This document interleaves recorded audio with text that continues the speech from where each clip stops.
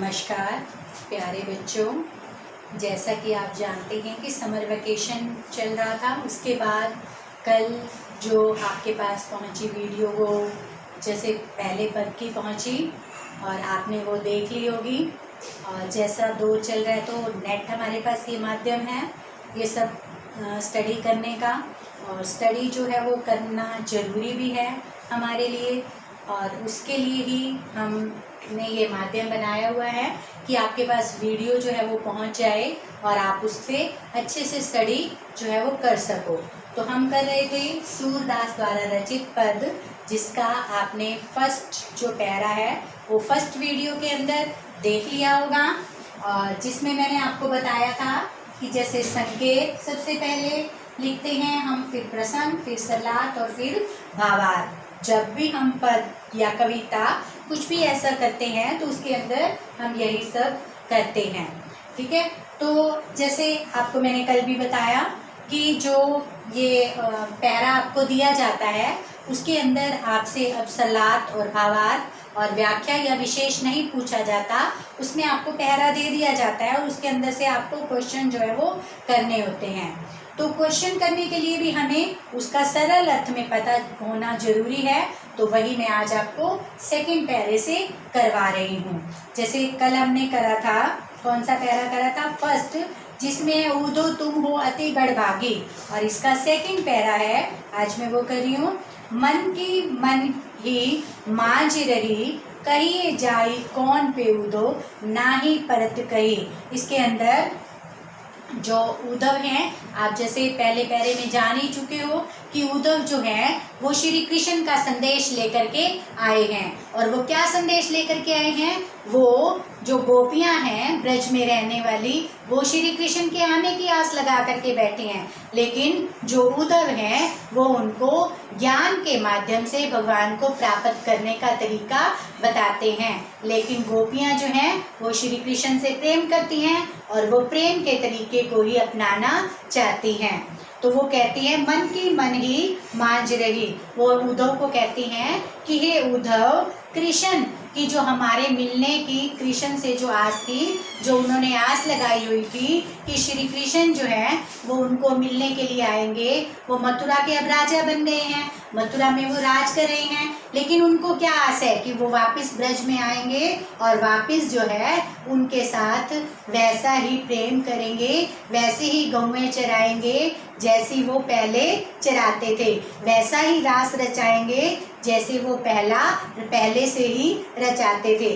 लेकिन श्री कृष्ण अब उद्धव को भेजते हैं कि तुम गोपियों को ज्ञान का संदेश दे करके आओ। और उद्धव जो है वो ब्रज में आकर के गोपियों को संदेश देते हैं। तो वो गोपियां जो हैं वो अपने मन की बात बताती हैं और कहती हैं कि हे उद्धव, श्री कृष्ण से जो मिलने की हमारी आशा थी, जो हमने अभिलाषा रखी हुई थी, वो बात हमारे मन के अंदर ही रह गई है। काई जोन जाई कौन पे उद्धव, ना ही परत कही। तो जो हमारे मन की व्यथा थी वो कोई भी नहीं जानता और वो हमारे मन के अंदर ही रह गई है, किसी दूसरे से हमने नहीं कही। अवधि आधार आस आवन की। अवधि का मतलब होता है कि एक समय के बाद एक आधार, एक सहारा हमने लिया हुआ था, एक भरोसा हमने रखा हुआ था। कि क्या भरोसा रखा हुआ था? श्री कृष्ण के आने का भरोसा जो है वो उन्होंने रखा हुआ था। और तन मन विथा सही, उनके तन का मतलब होता है शरीर और मन का मतलब मन ही, उनके तन और मन ने व्यर्थ ही पीड़ा, पिता का मतलब पीड़ा भी होता है, दुख भी होता है और व्यर्थ भी होता है। तो व्यर्थ की जो पीड़ा है वो उनके तन और मन ने सहन की है। अब इस योग संदेश सुनी और अब ये जो तुम योग का संदेश देने के लिए आए हो, ये योग का संदेश जो है वो सुन करके विरही विरह दही, वो विरहिनी मतलब वियोग की जो अग्नि है वो अब, वियोग की जो अग्नि है वो अब जो है दही, वो एकदम से जल उठी है। दही का मतलब होता है जलना। विरह की जो अग्नि है वो अब जो है जल उठी है। चाहती उती गुहारी जिताईते उत्ते धार बही। इसमें क्या कहती हैं कि वो जो है विरह में श्री कृष्ण से मिलने की जो उनकी चाहत है उसके अंदर जो वो गुहार, मतलब जैसे हम किसी से रिक्वेस्ट करते हैं तो वो गुहार लगाना वो उन्होंने लगाई, लेकिन उनकी एक भी नहीं चली। और गोपियाँ जो है वो उद्धव से कहती हैं कि उनकी जब एक भी नहीं चली तो उनका मन जो है वो श्री कृष्ण से मिलने के लिए पागल सा हो रहा है, वो विरह में पागल हो रही हैं। सूरदास अभी धीर धरी क्यों मर्यादा न लही।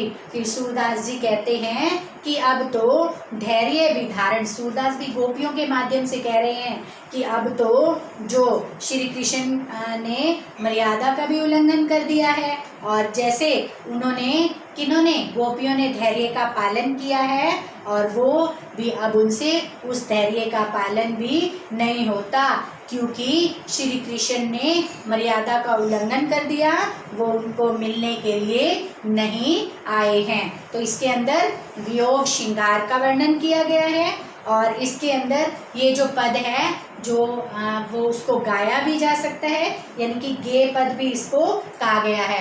और इसमें गोपियों की विरह व्यथा, यानी कि जो वो जैसे उनके अंदर एक आस है मिलने की श्री कृष्ण को, और वो उसके विरह में जैसे तड़प रहे हैं, तो उस विरह व्यथा को ही दर्शाया गया है। फिर नेक्स्ट पैरा है हमारी हरी हरिल की लकड़ी। हमारे हरि, हरि का मतलब श्री कृष्ण। हरिल, हरिल एक पक्षी का नाम है जो अपने पंजों के अंदर लकड़ी के तिनके को दबाता है और उड़ जाता है, उस तिनके के सहारे वो ऊपर की ओर उड़ जाता है। तो ऐसे ही वो गोपियाँ भी श्री कृष्ण को एक सहारा मानती हैं और उसी के सहारे ही जीती हैं। मन क्रम वचन नंद नंदन उर। हमारा चाहे हमारा मन है, चाहे हम कोई भी कर्म करती हैं, चाहे कोई भी हम वचन देती हैं, नंद नंदन। नंद नंदन, नंदन का मतलब होता है पुत्र, और नंद का मतलब है नंद का पुत्र, यानी कि श्री कृष्ण जो है उर का मतलब उनके हृदय में समाया हुआ है।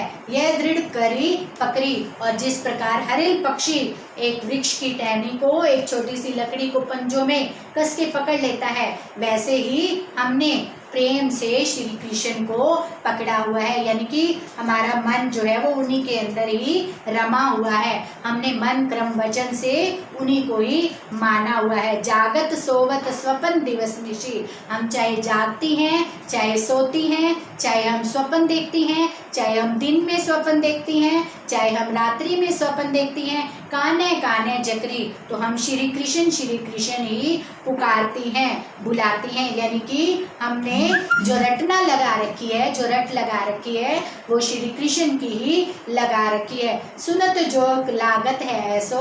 फिर वो क्या कहती हैं गोपियाँ कि जो योग की बात जो तुम कहते हो उसकी बात सुनते ही, यानी कि ज्ञान की बात सुनते ही हमें ऐसा लगता है ज्यों करुई ककड़ी, जैसे हमने किसी कड़वी ककड़ी को, करुई का मतलब होता है कड़वी और ककड़ी का मतलब होता है ककड़ी, जैसे हमने किसी कड़वी ककड़ी को खा लिया हो। सु तो व्याधि हमको ले आए, देखी सुनी ने करी। फिर इसके अंदर क्या कहते हैं कि तुम तो ऐसी, व्याधि का मतलब होता है पीड़ा, बीमारी, दुख, रोग, तुम तो हमारे लिए ऐसी बीमारी ले आए हो योग की जो हमने न कभी सुनी है, न कभी देखी है और न ही कभी की है। ये तो सुरती ही ते सौंपो जिनके मन चक्री। चक्री का मतलब होता है कि जिनका मन चक्कर खाता रहता है, हमेशा ही घूमता रहता है, एक जगह पर नहीं लगता।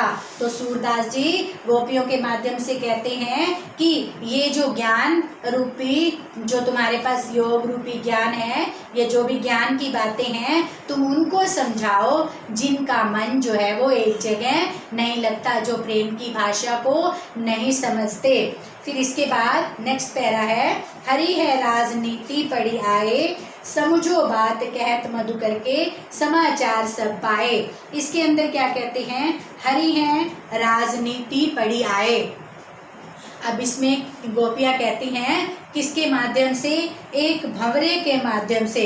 मधुकर मतलब होता है भंवरा, एक भंवरे को वो देख लेते हैं और उसके माध्यम से वो कहती हैं, किसको, उद्धव को सुनाती हैं और श्री कृष्ण का नाम लेती हैं। हरि है राजनीति पढ़ियाए, इसमें कहती हैं कि अब श्री कृष्ण ने राजनीति शास्त्र में प्रवीणता, यानी कि राजनीति शास्त्र को कि कैसे राज्य को किया जाता है, कैसे नीति को चला जाता है, ऐसे शास्त्र को उन्होंने पढ़ लिया है।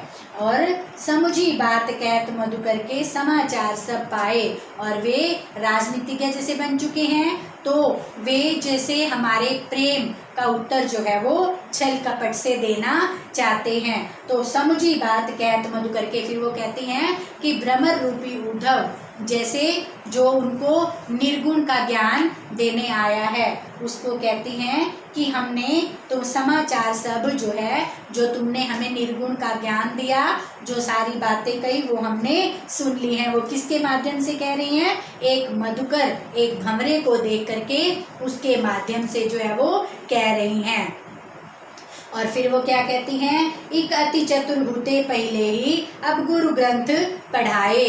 फिर वो क्या कहती हैं कि पहले ही श्री कृष्ण जो थे वो कैसे थे, जैसे बहुत चतुर थे, अब तुम्हें तुम्हारे माध्यम से वो अब हमें गुरु ग्रंथ जो है वो पढ़ाना चाहते हैं, यानी कि ज्ञान जो है वो हमें देना चाहते हैं। निर्गुण ज्ञान जो है, निर्गुण का ज्ञान यानी कि परमात्मा साकार रूप में, निर्गुण का मतलब क्या होता है कि परमात्मा साकार रूप में नहीं है और वो जो है उसका कोई भी आकार नहीं है, तो ऐसे रूप में तुम हमें जो है वो गुरु का ग्रंथ पढ़ाने आ गए हो। बड़ी बुद्धि जानी तो उनकी जोग संदेश पढ़ाए। तो वो कहते हैं कि जिनकी बुद्धि के अंदर, जिनको भी ये समाचार मिला है, वो कहते हैं कि जैसे श्री कृष्ण जो है वो पहले से ही चालाक थे और अब उन्होंने राजनीति का महान ग्रंथ भी पढ़ लिया है, क्योंकि वो राजा बन गए हैं और हमसे जो है वो खुद तो जा कर के मथुरा में बैठ गए हैं और हमें कैसा संदेश देना चाहते हैं, वो हमें योग का संदेश देना चाहते हैं। और उनकी बुद्धि जो है वो प्रवीण हो गई है, यानी कि कुशल हो गई है, जो नारियों के लिए ऐसे योग का संदेश भेज रहे हैं। वो बुद्धि से बहुत ज्ञानी हो गए हैं और वो हमें योग का संदेश भेज रहे हैं। ऊदो भले लोग आगे के परहित डोलत धाये। फिर वो कहते हैं, गोपियाँ कहती हैं कि हम जो है जैसी हैं, हमारे लिए ये योग का संदेश नहीं है, हमारा मन जो है वो श्री कृष्ण में लगा हुआ है, वो अब डोलेगा नहीं, वो इधर उधर नहीं होगा। अब अपने मन फेर पहिए चलत न जुते हुते चुराए। अब हमारे मन के अंदर श्री कृष्ण जो है वो बस चुके हैं। तो हम अबलाओं को सताने के लिए जो ये तुम संदेश लेकर के आए हो, चले तो जू उते चुराए। अब हमारे उस मन को कोई भी नहीं चुरा सकता। ते क्यों अनीति करे अपुंजे और अनीति छुड़ाए। राजधर्म सो यही सूर जो प्रजा न जाई सताए। फिर वो कहती है कि हमारा मन जो है वो श्री कृष्ण में, जैसे यहाँ से है, अब अपने मन फेर पई कि हमारा मन जो है वो श्री कृष्ण में लगा हुआ है और वो मन हमारा अब चेंज नहीं हो सकता, बदल नहीं हो सकता। चलत जो हुते चुराए, तो वो जब गए थे तो वो हमारे मन को भी साथ ले गए थे। कौन? श्री कृष्ण जब गए थे तो वो हमारे मन को भी साथ ले गए थे, चुरा करके ले गए थे।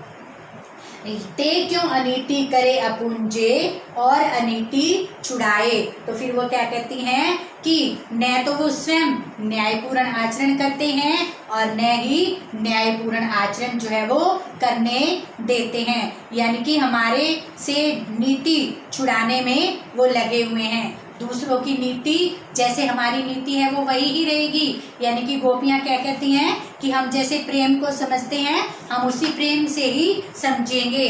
तो हमारे को जैसे वो जो हमारी नीति है वो क्यों छुड़ाने के लिए तुम लगे हुए हो, हमारे साथ न्यायपूर्ण आचरण करो। राज धर्म जो यही सूर जो प्रजा न जाई सताए। फिर सूरदास जी क्या कहते हैं कि राजा, एक राजा का धर्म क्या होता है, एक राजा का धर्म यही होता है कि ऐसा धर्म जिसे प्रजा को कष्ट न हो।